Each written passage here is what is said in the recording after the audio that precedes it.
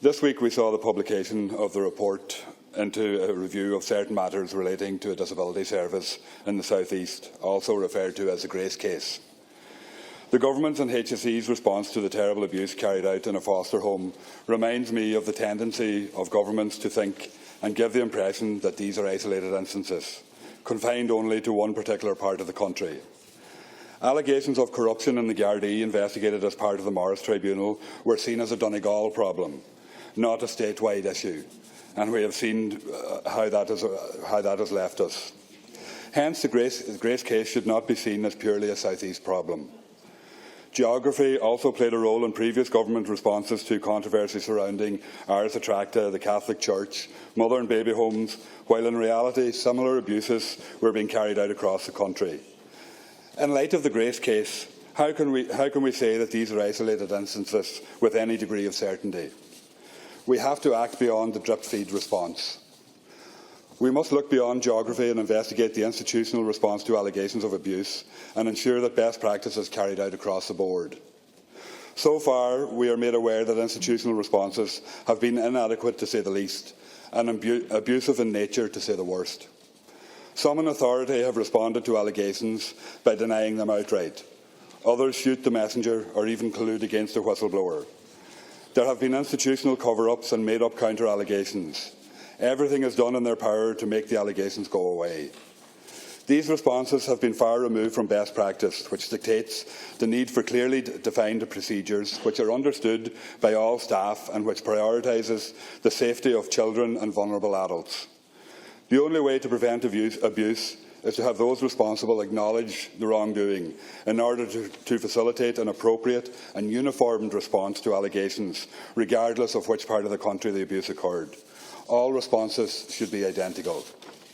So my question, Taoiseach, is, will you ensure that an audit is carried out in all HSE-run facilities in the country to examine whether sufficient safeguarding practices are in place to protect children and vulnerable adults from abuse, and to examine how the HSE has responded to current and historical allegations of abuse?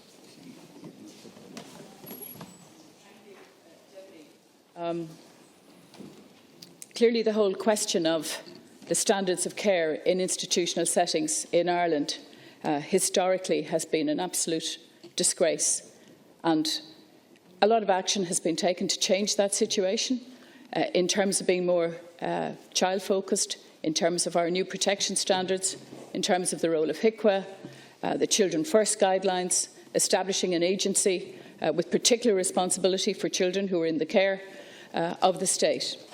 In relation to the recent report, Government have taken action immediately. There is going to be a commission of inquiry. Minister McGrath will be bringing the terms of reference to the Cabinet in the next few weeks to ensure that that commission is set up in the very near future.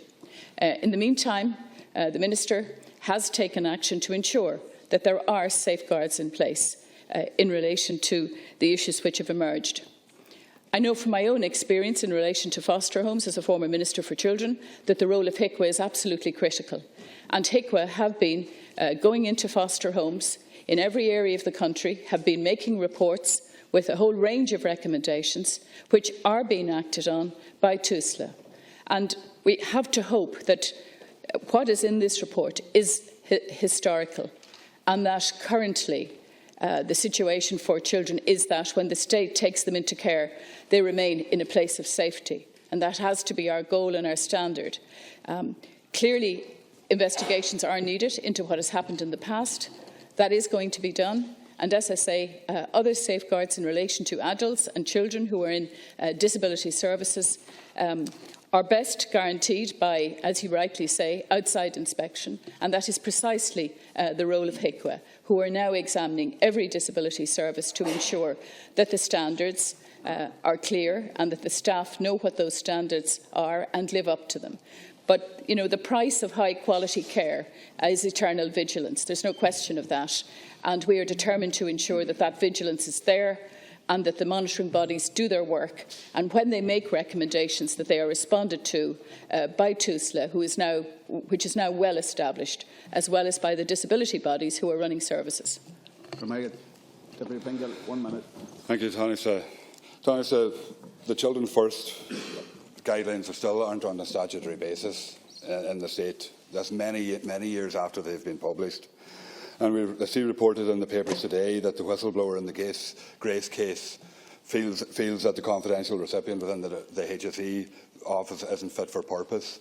So what really are we learning from what is happening, and what are we really doing to make sure that the cases and allegations are dealt with in a proper manner, that whistleblowers aren't targeted, and that the cases will be investigated and lessons learned from them, and people made aware that the lessons aren't being learned, because that's what's vitally important. And I do believe that we need to have a look across the board at all institutions under our control to make sure that the systems are in place and that people are treated, when they raise concerns, are treated with proper respect. Thank you, Deputy. Taoiseach, 1 minute. Thank you. Well, I am assured by the Minister and by the HSE that the HSE has not waited for this report to improve any deficiencies identified in childcare and disability services, and to act on their recommendations. HICWA, just to repeat the point, now inspects all residential services for disabilities in line with national standards. A National Safeguarding Committee has been established, which is independently chaired by Patricia Rickard-Clark, former Law Reform Commissioner, and that's to provide strategic direction to the HSE in relation to safeguarding. There is also the new confidential recipient, Lee Gra, in 2015 was appointed, where anyone can make a complaint or raise concerns about the care and treatment of any vulnerable person. So those mechanisms are in place. But, I would make the point again that it is about ongoing vigilance. It is about making sure that recommendations that are made by the various bodies who do the work of overseeing it are implemented. And of course there is funding, there's a policy in place now which is important, the Safeguarding Vulnerable People at Risk of Abuse policy, and additional resources have been made available to ensure that is implemented. But clearly there are often individual incidents that are completely unacceptable, and all we can do is put the mechanisms in place and the services to ensure that wherever possible we can prevent such abuses. And I call